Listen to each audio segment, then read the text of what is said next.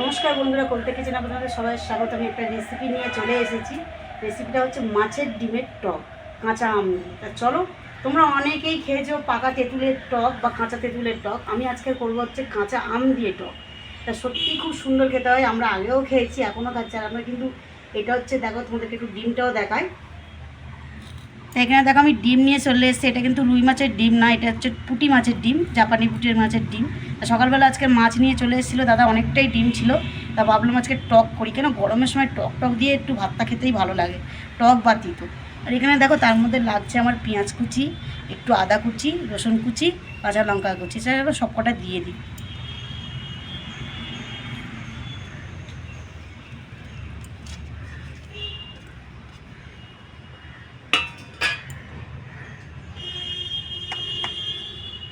এরপরে দিয়ে দেবো স্বাদ মতন লবণ, একটু হলুদ গুঁড়ো,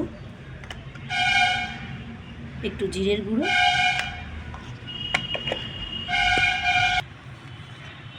এখানে আজকে আমি কিন্তু বড়াটা করবো বেসন দিয়ে না, আমি আটা দিয়ে করব। আটা দিয়ে কিন্তু এই ডিমের বড়াটা খেতে কিন্তু ভীষণই ভালো লাগে।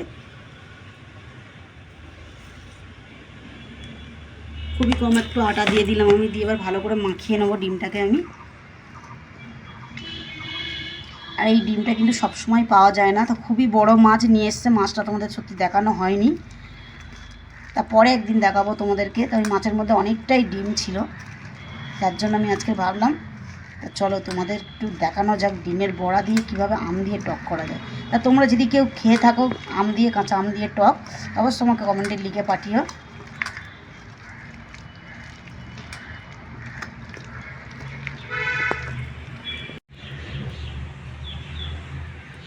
তা চলো, ডিমটা আমার মাখানো হয়ে গেছে। আর এদিকে কড়াও বসিয়ে দিয়েছি। আর আমি দিয়ে দেবো সাদা তেল। আমি কিন্তু সাদা তেলেই আজকে রান্নাটা করব, টকটা সর্ষের তেলে করব না আমি। তেলও দিয়ে দিয়েছি কড়াতে। এখানে দেখো তেল আমার গরম হয়ে গেছে, আমি দিয়ে দেবো এবার ডিমগুলো, ছেড়ে দেবো। আর ছোটো ছোটো করবো, বেশি বড় করব না।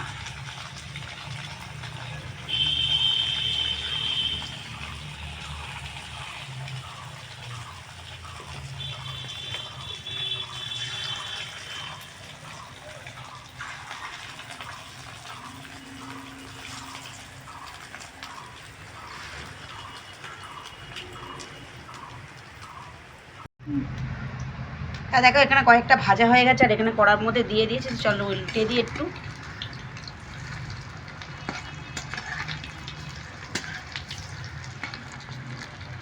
চলো এইগুলো লাল লালভাবে ভাজা হয়ে যাক। এইভাবে যেগুলো আছে সব ভেজে নিই সব কটাই, তারপরে দেখাচ্ছি তোমাদের। চলো এইগুলো লাল লাল করে ভাজা হয়ে গেছে, এইগুলোও তুলে নিই।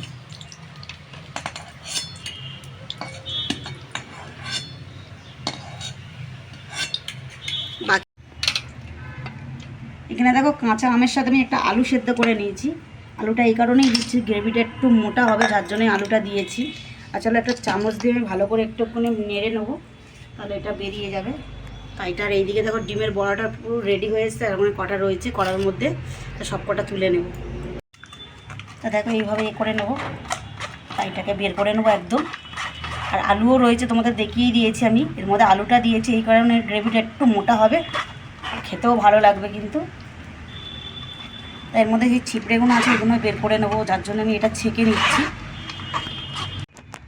এখানে আমি পুরো ছেঁকে নিয়েছি, খুব সুন্দর ঘন হয়ে গেছে। আর এদিকে কিন্তু ডিমটা আমার পুরোপুরি ভাজা হয়ে গেছে একদম। তা চলো, কড়াতে তেল রয়েছে অনেকটাই, এখানে কড়াতে তেল রয়েছে, সাদা তেলেই কিন্তু করছি। আর এখানে দেখো দুটো শুকনো লঙ্কা আমি দিয়ে দিলাম ফোড়নে।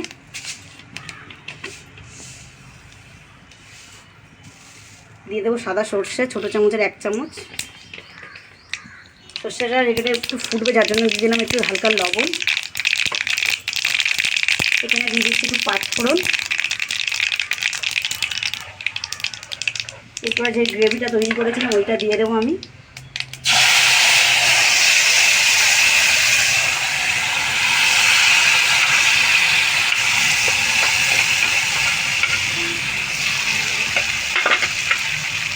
একটু হালকা হাতে নিয়ে দেবো।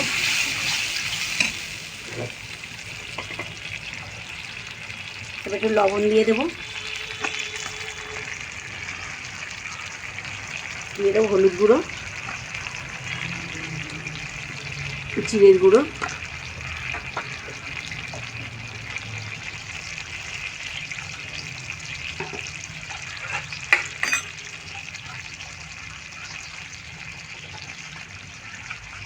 আর একটু সামান্য একটু জল।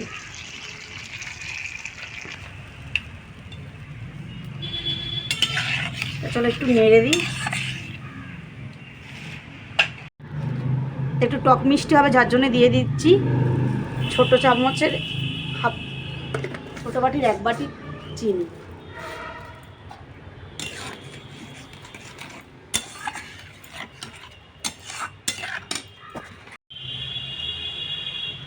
এরপরে দিয়ে দেবো বড়াগুলো একটু, কেন ভেতরে তাহলে রস ঢুকবে না।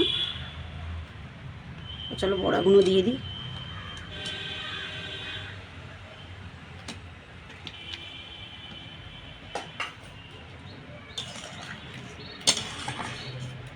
তা চলো 5 মিনিটের জন্য রেখে দিই, একটু ফুটে গেলেই আমি নামিয়ে নেব। কেন এটা দেখো আমার টকটা রান্না হয়ে গেছে। এবার আমি ঢেলে দেবো একটা পাত্রের মধ্যে।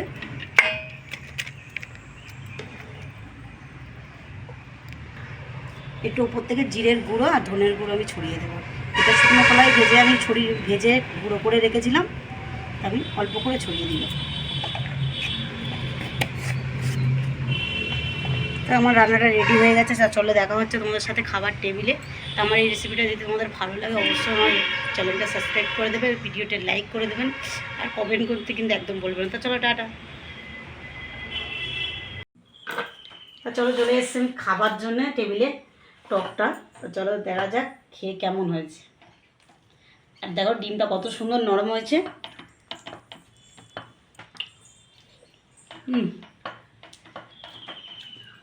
দারুণ। তোমরা যদি না খাও তাও সত্যিই বুঝতে পারবে না এত সুন্দর রান্নাটা হয়েছে।